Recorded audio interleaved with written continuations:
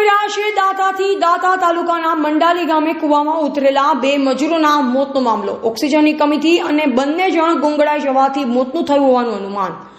મંડાલી ગામે બની હતી બપોરે ગોઝારી ઘટના. કૂવામાં ઉતરી 2 મજૂરો મોટર કાઢવા ગયા અને પછી બહાર ન આવ્યા. ગુંગળામણના લીધે અચાનક પાણીમાં ગરકાવ થઈ ગયા. ઓક્સિજન ન મળતા 2ના ઘટના સ્થળે મોત. 2 કલાક બાદ બહાર ન આવતા આસપાસના લોકોએ પોલીસ અને ફાયર બ્રિગેડને કરી જાણ.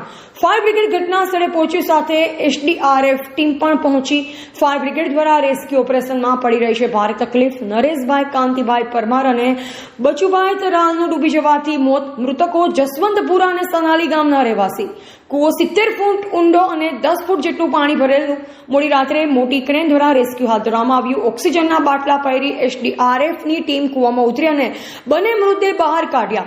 બપોરે 1 વાગે બનાવ બન્યો અને ફાયર બ્રિગેડ 4 વાગ્યાના રેસ્ક્યુ કરી રહ્યા છે. કૂવાની આજુબાજુમાં 1000 લોકોનું ટોળું થયું એકઠું. રાત્રે 10:30 વાગે 2 લોકોના મૃતદેહ ભારે જહેમત બાદ બહાર કાઢવામાં આવ્યા. મૃતકોની લાશને PM અર્થે ખસેડાઈ. ઘટના પગલે લોકોના ટોળે એકત્ર.